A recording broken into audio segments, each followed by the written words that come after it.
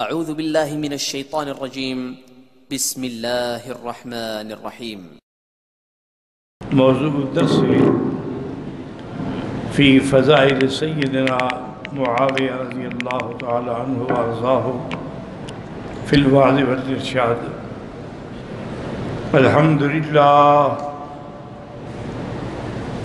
الحمدللہ وکفا والصلاة والسلام علی خاتم الانبیاء سیدنا و حبیبنا محمد المصطفى وعلى آلہ المجتبى وأصحابہ النجبى۔ اللہم صل علی سیدنا محمد النبی الأمی الہاشمی وعلى آلہ واصحابہ نجوم الہدى۔ اما بعد فقد قال اللہ تبارک و تعالی فی القرآن المجید والفرقان الحمید۔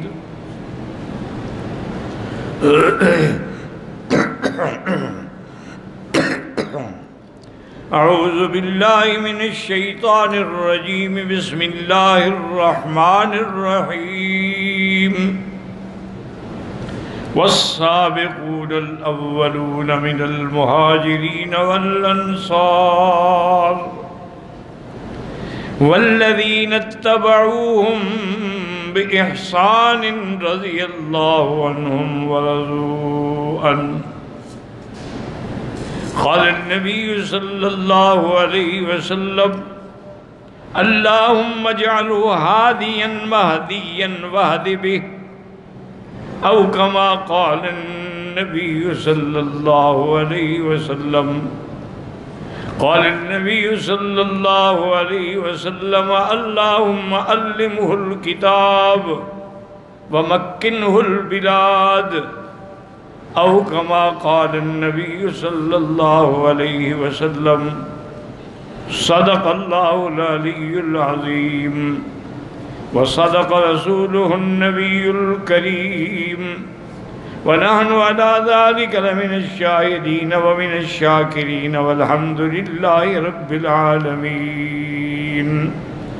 رب اشرح لي صدري ويسر لي أمري واحلل عقدة من لساني يفقهوا قولي۔ سبحانك لا علم لنا إلا ما علمتنا انک انت العلیم الحکیم۔ برادران اسلام، واجب الاحترام بزرگوں، دوستوں، بھائیوں، عزیز نوجوانوں، محترمہ مائیوں اور بہنوں، اللہ تبارک و تعالیٰ کے کلام مقدس میں سے آیات مبارکہ اور آقا انعامدار حبیب کبریا سیدنا محمد مصطفیٰ صلی اللہ علیہ وعلا آلہ واصحابہ وسلم تسلیما کثیرا کثیرا کہ فرامین مبارکہ میں سے دو احادیث تلاوت کی ہیں۔ دعا فرمائیں کہ اللہ اس عاجز کو مال اہل صحت عافیت کاملہ عاجلہ دائمہ اور حق بات بیان کرنے کی توفیق عطا فرمائیں۔ اللہ تبارک و تعالی سننے والوں کو حق بات سننے سمجھنے کی اور ہم سب کو حق پر چلنے کی توفیق عطا فرمائیں۔ پروردگار عالم تمام آنے والوں کی حاضری، حج، عبادات، زیارات، صدقات، خیرات منظور مقبول فرمائیں۔ سب سے پہلی بات تو یہ سمجھیں کہ دنیا میں جتنے فرقے ہیں اور جتنے ہمارے اعداء ہیں، ان سب کی بنیاد جو ہے وہ یہودی ہے، لیکن انہوں نے براہ راست حضور صلی اللہ علیہ وسلم کی ذات پہ حملہ نہیں کیا، صحابہ سے حملہ شروع کیا۔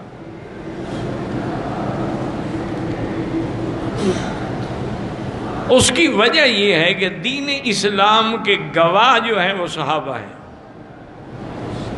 اب دیکھیں نا، نماز کا حکم آیا تو نماز حضور کے پیچھے صحابہ نے پڑھی، ہمیں سمجھائی۔ حج کا حکم آیا، حج حضور کے ساتھ صحابہ نے کیا۔ طواف، صفا مروہ، عمرہ، حلق، قصر، جمرات، نہر، ساری چیزیں انہوں نے خود حضور کے ساتھ مل کے کی اور حضور سے سیکھا۔ تو ہمیں پہنچانے والے جو ہیں وہ صحابہ ہیں۔ اگر نعوذ باللہ صحابہ کی ذات پہ حملہ کر دیا جائے، ان کی صداقت و دیانت پہ حملہ ہو، پھر دین اسلام کا گواہ تو ختم ہو گیا۔ اسی لیے انہوں نے کبھی سیدنا عمر کے خلاف محاذ بنایا، اسی لیے انہوں نے سیدنا عثمان کو شہید کرایا، اسی لیے انہوں نے سیدنا علی اور سیدہ عائشہ کی جنگ کرائی، اسی لیے انہوں نے سیدنا علی اور سیدنا معاویہ کی جنگ صفین کرائی۔ یہ سارے مقاصد کیا تھے کہ دین اسلام مٹ جائے۔ تو آپ یاد رکھیں کہ اللہ کے نبی کے بعد ہمارے لیے جو مقتدا ہیں، وہ اسوہ ہیں، وہ صحابہ ہیں۔ اسی لیے میرے آقا نے فرمایا کہ علیکم سنتی و سنت الخلفاء الراشدین، میرا طریقہ میرے خلفاء راشدین کا طریقہ۔ اور کسی جگہ حضور نے نام لیا، فاقتدوا بالذین من بعد ابی بکر و عمر، اور کسی جگہ فرمایا کہ لو کان بعدی نبی لکان عمر، اور کسی جگہ فرمایا ان الملائکۃ یستحیی من عثمان، اور کسی جگہ فرمایا کہ لا یبغضک یا علی الا منافق ولا یحبک الا مؤمن۔ اسی طرح حضرت علی کے لیے فرمایا کہ اللہم وال من والاہ وعاد من عاداہ۔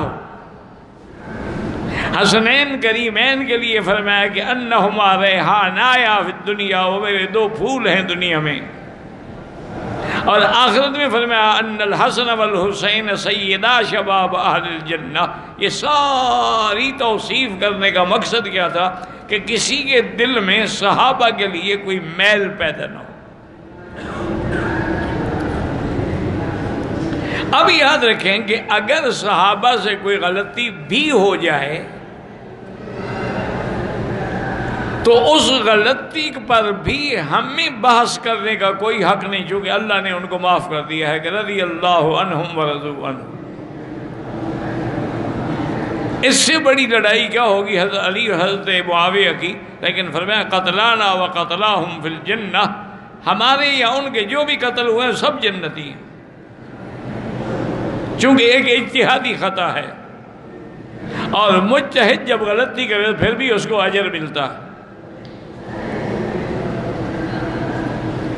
اور اسی طرح بدقسمتی ہماری یہ ہے کہ روافض جو ہیں، خوارج جو ہیں، فرق باطلہ، لیکن اب بعض اپنے آپ کو اہل سنت والجماعت کہلانے والے بھی کہہ دیتے ہیں کوئی جی صحابہ تو معیار حق ہے ہی نہیں، معیار حق تو بس حضور کی ذات ہے۔ اسی لیے بعض لوگوں نے سیدنا عثمان کی دوسری اذان پہ اعتراض کیا، بعض لوگوں نے سیدنا عمر کے 20 تراویح پہ اعتراض کیا، بعض لوگوں نے مسجد عائشہ سے عمرے پہ اعتراض کیا، حالانکہ وہ ہمارے اپنے عقیدے کے لوگ ہیں، اہل سنت والجماعت ہیں، جماعت حقہ ہیں، لیکن ان کے دماغ میں یہ بات بیٹھ گئی کہ صحابی کا قول حجت نہیں، قول تو رسول اللہ کا حجت ہے۔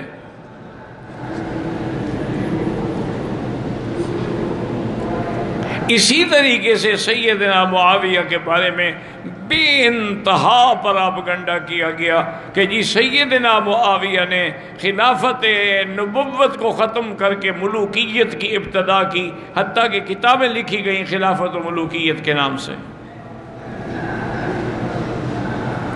کہ جی انہوں نے یزید کو اپنے بیٹے کو تخت پہ بٹھا دیا۔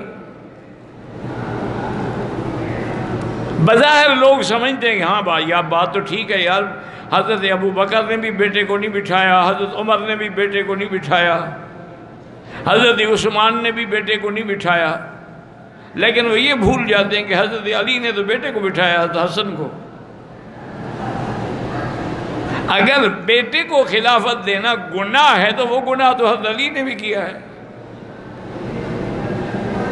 اور دوسرا بیٹے کو اگر خلافت دینا گناہ ہے تو حضرت داؤد علیہ السلام نے بھی تو اپنے بیٹے حضرت سلیمان علیہ السلام کو خلیفہ بنایا، وہ تو دونوں نبی ہیں۔ تو یہ باتیں جو ہیں نا یہ محض ایک فرقہ بندی کے لیے اور بغض پیدا کرنے کے لیے کی جاتی ہیں، ورنہ یہ کوئی ایسا مسئلہ نہیں ہے کہ جس کو اچھالا جائے۔ اب دیکھیں کہ حضرت معاویہ رضی اللہ تعالی عنہ جو ہے، عام روایت یہی ہے کہ فتح مکہ کے موقع پر مسلمان ہوئے۔ آپ کے والد کا نام صخر ہے اور کنیت ابو سفیان ہے، اور 5ویں پشت میں وہ حضور کے خاندان سے ملتے ہیں۔ مشہور روایات یہی ہیں کہ دونوں باپ بیٹا فتح مکہ کے موقع پر مسلمان ہوئے، لیکن حافظ ابن عساکر نے اور ابن تیمیہ رحمۃ اللہ علیہ نے تحقیق کی، انہوں نے کہا کہ نہیں، وہ فتح مکہ سے پہلے اسلام لا چکا تھا حضرت معاویہ رضی اللہ تعالی عنہ وارضاہ۔ اور اس سے بڑی بات کیا ہو سکتی ہے کہ حضور پاک نے اس کے ایمان اور اسلام لانے کے بعد اس کے لیے دعا کی اور اس کو کاتب الوحی بنایا، وہ وحی کی کتابت کرنے والا ہے۔ ایک روایت میں ہے کہ جبریل علیہ السلام آئے، انہوں نے کہا کہ یا محمد صلی اللہ علیہ وسلم آپ میری طرف سے معاویہ پہ سلام کہیں، اور معاویہ جو ہے امین علی الوحی، وہ اللہ کی وحی پہ امانت دیانت والا ہے اور صحیح کتابت کر رہا ہے۔ اور جس کے لیے حضور نے دعا کی کہ اللہم اجعلہ ہادیا، اس کو ہدایت مہدیا وہدی بھی، اس کے ذریعے اوروں کو بھی ہدایت عطا فرما۔ اللہم علمہ الکتاب وقہ العذاب، یا اللہ اس کو قرآن کا علم عطا فرما اور عذاب سے نجات عطا فرما۔ اور ایک جگہ دعا فرمائی کہ اللہم علمہ الکتاب ومکنہ فی البلاد، اللہ اس کو علم قرآن نصیب فرما اور دنیا میں حکومت و اقتدار بھی نصیب فرما۔ یعنی آپ دیکھیں کہ ایک دفعہ حضور ام حرام کے گھر میں لیٹے ہوئے تھے، آپ نیند سے بیدار ہوئے تو مسکرا رہے تھے۔ ام حرام نے پوچھا تو آپ نے فرمایا کہ میں نے خواب دیکھا ہے کہ میری امت کے کچھ لوگ ہیں یرکبون علی ثبج البحر، وہ دریاؤں پہ چڑھ کے کشتیوں پہ بیٹھ کے جنگ کر رہے ہیں، قد اوجبوا، ان کے لیے جنت واجب ہو گئی۔ اور ایک روایت میں ہے کہ آپ نے فرمایا اللہ نے ان کو اصحاب بدر کا درجہ دیا ہے۔ بی بی ام حرام نے بھی دعا کی کہ حضور دعا فرمائے اللہ مجھے بھی ان میں شامل کر دے، فرمایا انت منہم، تم بھی ان میں شامل ہوگی۔ تو سب سے پہلے بحری بیڑے بنانے والا حضرت معاویہ ہے۔ اپنے بھائی یزید ابن ابی سفیان کی قیادت میں بحری بیڑے کی لشکر کی کمان کرنے والا حضرت معاویہ ہے، اور جس نے اس بحری بیڑے کے ذریعے قبرص کو فتح کیا اور بڑے بڑے ملکوں کو فتح کیا، حتیٰ کہ کفار جنگوں میں تقریباً 80,000 کے قریب قتل ہوئے۔ یہ ساری کامیابی حضرت معاویہ کو ملی۔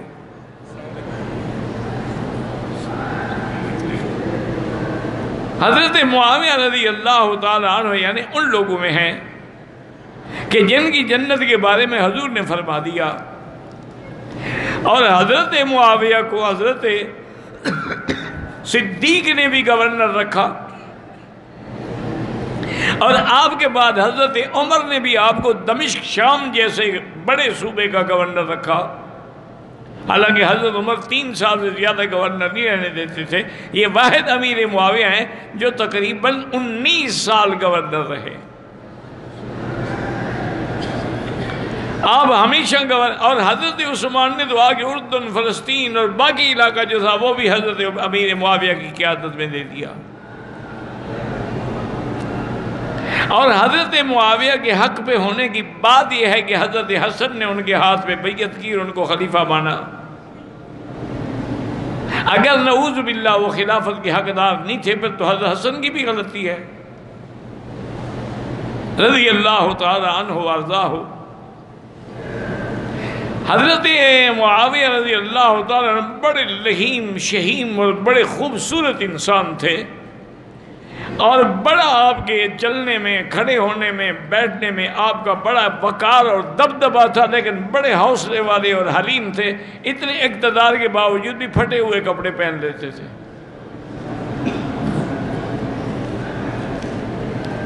اسی لیے بعض صحابہ نے کہا کہ ما رأینا اشبہ بصلاۃ رسول اللہ، جیسے حضور کی نماز ہے اس جیسی نماز پڑھنے والا ہم نے صرف حضرت معاویہ کو دیکھا، یعنی بالکل بے عین ہی اسی طرح نماز پڑھتے تھے رضی اللہ تعالی عنہ وارضاہ۔ ایک دفعہ ایک آدمی حضرت عبداللہ ابن المبارک کی خدمت میں آیا۔ عبداللہ ابن المبارک جو ہے یہ امیر المومنین فی الحدیث ہیں، اور یہ استاد ہیں امام بخاری کے، اتنا بڑا آدمی ہے رحمت اللہ علیہ۔ ان کے پاس ہے، کہنے کہ حضرت مجھے ایک بات بتائیں کہ عمر ابن عبدالعزیز افضل ہیں یا حضرت معاویہ افضل ہیں؟ عمر ابن عبدالعزیز جو ہیں وہ تابعین میں ہیں، لیکن تابعین میں سے اعلیٰ شان والے ہیں کہ جنہوں نے اپنے زمانے میں ایسا عدل قائم کیا کہ لوگوں نے ان کو ثانی عمر کا خطاب دیا۔ حضرت عبداللہ ابن مبارک نے جب یہ بات سنی تو انہوں نے کہا حیات حیات، بڑا افسوس ہے، کیا کہہ رہے ہو؟ لغبار دخل فی انف فرس معاویۃ فی الجہاد مع النبی صلی اللہ علیہ وسلم افضل من عمر ابن عبدالعزیز۔